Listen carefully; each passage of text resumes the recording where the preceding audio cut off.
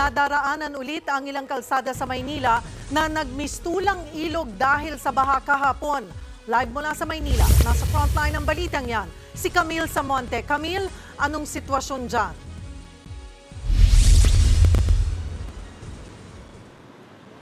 Cheryl, humupa na ang baha ngayon sa maraming kalsada dito sa lungsod ng Maynila, pero kasabay niyan, sandamakmak na basura naman ang naiwan.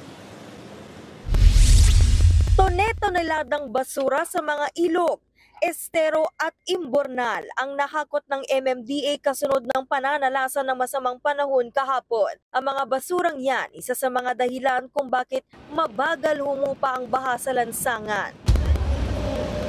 Ayon sa MMDA, gumagana naman ang 71 pumping stations nila na nakakalat sa Metro Manila, pero nasira ang isa sa May Libertad, Pasay. Ito ang nakikita nilang dahilan kung bakit binaha ang ilang lugar sa Pasay at Makati City. May ginagawa po kasing upgrade dyan ng DPWH.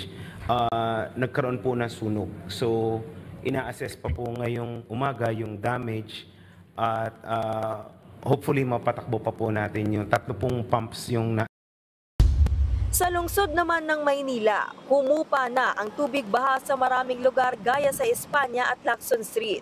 Nadaraanan na rin ng mga motorista ang Quezon Boulevard Underpass na nagmistulang swimming pool kahapon.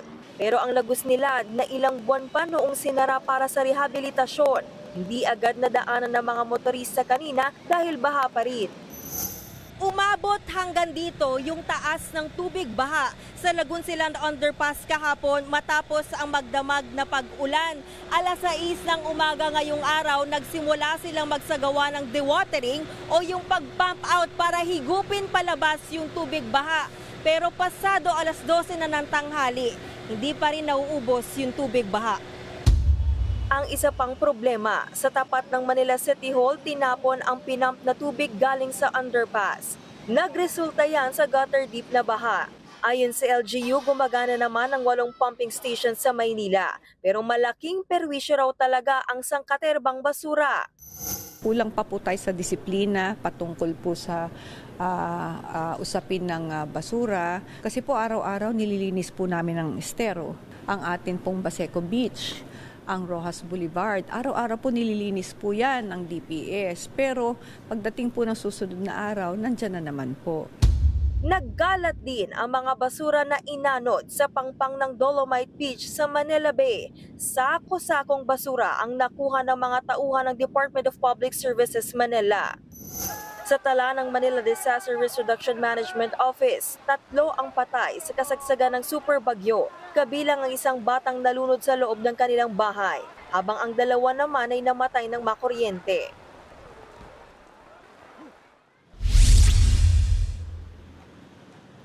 Cheryl, natapos na yung paglilinis ng Lagunsilan Underpass at binuksan na nga ito ngayon para madaanan ng mga motorista. Kaya naman, mabilis na ang daloy ng mga sasakyan dito sa Padre Burgos. Samantala, magbabalik naman na bukas yung pasok ng mga empleyado ng Manila City Hall. Cheryl? Maraming salamat, Camille Samonte. Mga kapatid, Cheryl Cosim po, huwag maging huli at maging una sa lahat sa balitaan. Para sa tuloy-tuloy na talakayan sa Frontline, mag-follow at mag-subscribe sa social media pages ng News 5.